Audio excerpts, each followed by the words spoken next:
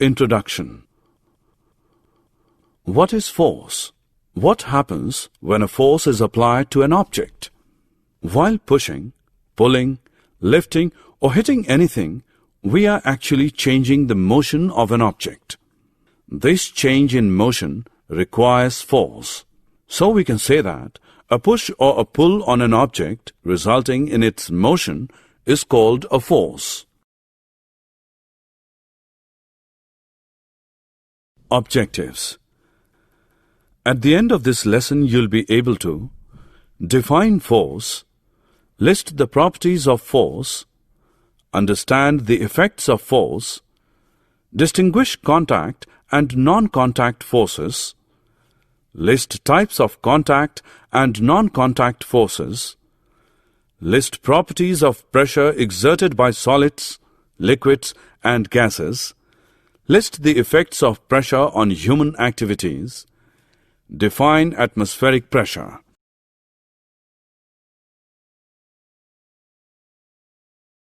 What happens when force interact?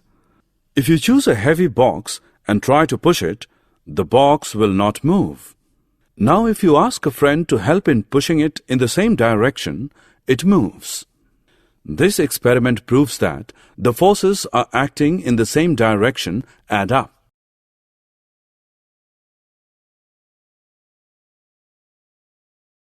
Effects of force. Consider a thin rubber balloon and blow air into it, the shape changes. Then tie its open end with a thread. Now press the air-filled balloon. You will see again the shape changes. This is due to effect of force. When you play football, the football is kept in the center of the field. When you kick it, it moves towards the given direction. Similarly, in the kitchen, your mother makes balls from dough and rolls them into chapatis. In this case, she is applying force to make them flat. Effects of force. One can change the direction of the object by applying suitable force on it.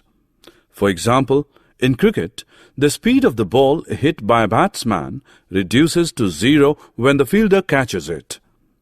Also, if you kick a moving football, the speed of the football increases.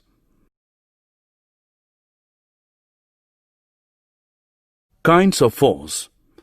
There are two major types of forces: contact forces and non-contact forces.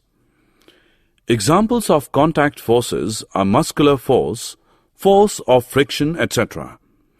Similarly, example of non-contact forces are magnetic force, gravitational force, etc.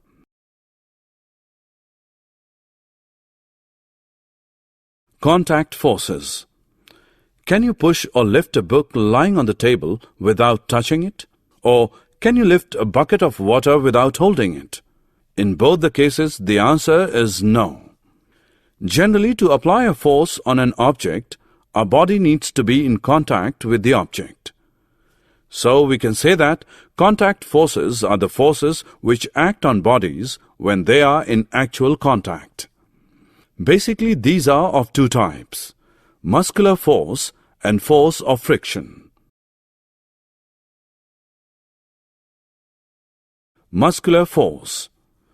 When we push an object such as a box or lift a bucket of water, then the force is caused by the action of muscles in our body. This force is known as muscular force.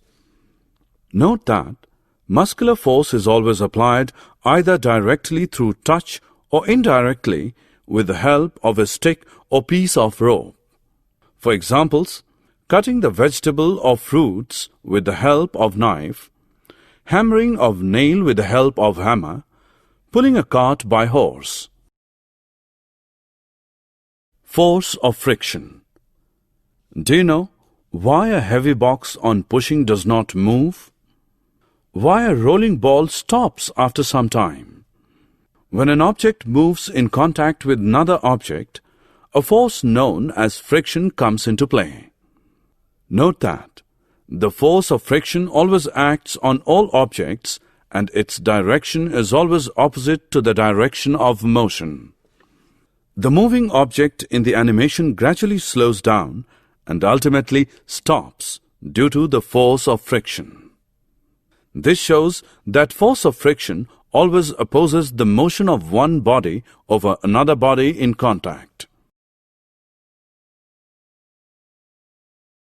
Types of non-contact forces.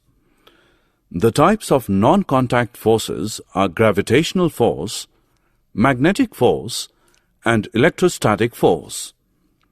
Do you know why the leaves of fruits fall to the ground when they detached from the plant? This is because of gravitational force. The force due to Earth's attraction is called the gravitational force.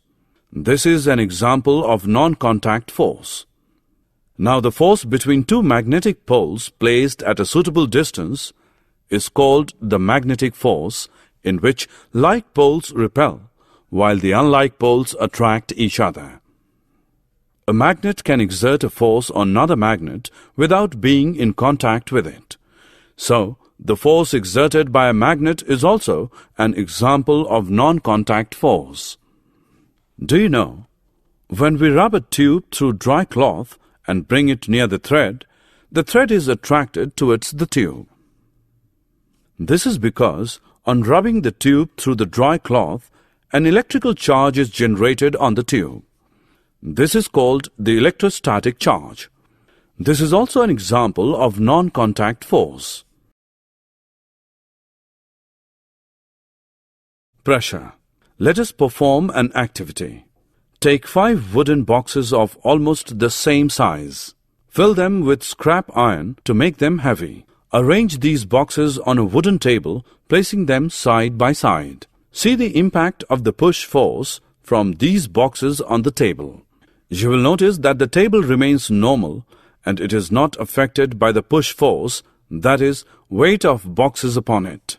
Now, rearrange these boxes on the same table, placing them towards the center and one over the other. Now see the impact. In this arrangement, the table either bends or breaks under the weight of boxes. Can you guess why does this happen? Though the force applied in both the cases is same, but in the first case, impact is less, and in the second, the table bends. This activity proves that both the force and its coverage area are important. The smaller the area on which the force acts, greater is the impact, and this phenomenon is known as pressure. We can also say that pressure is related to the force.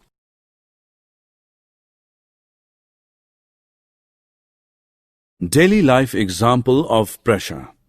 Have you ever noticed that why school bags have white straps? Why sharp knife cuts better as compared to blunt knife? And why the tip of the needle is sharp? In our everyday life, we all experience the impact of pressure. A school bag has white straps so that the weight of the bag may fall over a large area of the shoulders of the child, thus resulting in less pressure on the shoulders. And due to less pressure, it is quite comfortable to carry the heavy school bag. A sharp knife has a very thin edge. It cuts objects better because the area of contact is very small. The force of our hand falls over a very small area of the object, producing a large amount of pressure. And this large amount of pressure cuts the object easily. Due to its sharp tip, the needle will put the force on a very small area of the cloth, producing a large pressure sufficient to pierce the cloth being stitched. Do liquid and gases also exert pressure like solids? Do you know what happens when you blow air into a balloon? It exerts pressure in all directions. That's why the balloon increases in size and shows equal enlargement in all directions. The same is also true for the liquid. It also exerts equal pressure in all directions. When a plastic disc is submerged in water, it does not fall down. It is continuously pressed against the glass pipe by the pressure of the water. This implies that the water exerts pressure in all directions.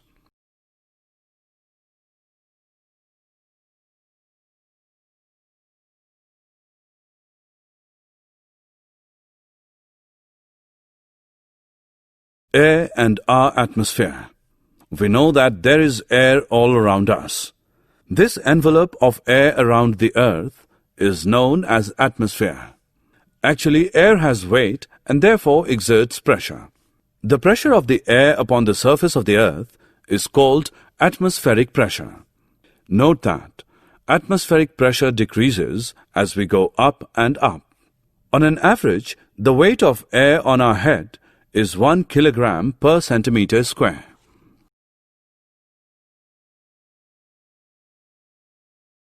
Daily life experience of atmospheric pressure.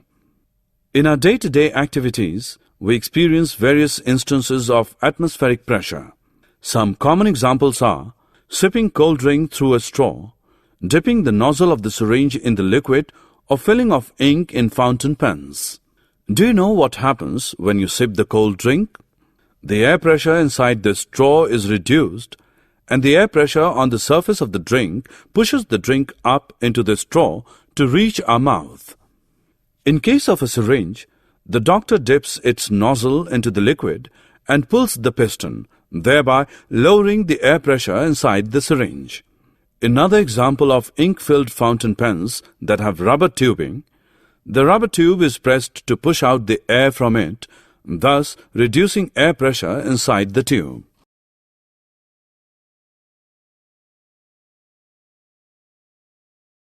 Summary. Let us summarize what we have learnt. Force is a push or a pull resulting in motion of a body. Force can change the shape of an object, move an object from the position of rest, change the direction of a body in motion, and change the speed of the moving object. There are two kinds of force: contact force and non-contact force. Muscular force and force of friction are the examples of contact forces. Gravitational force, electrostatic force, and magnetic force are the examples of non-contact forces. Force per unit area is known as pressure. Pressure from solids is due to their weight and acts downward, but in the case of liquids and gases, the pressure exerted by them is downward, sideways and upward also, that means in all directions. The envelope of air around the earth is known as atmosphere. The pressure of the air upon the surface of the earth is called atmospheric pressure.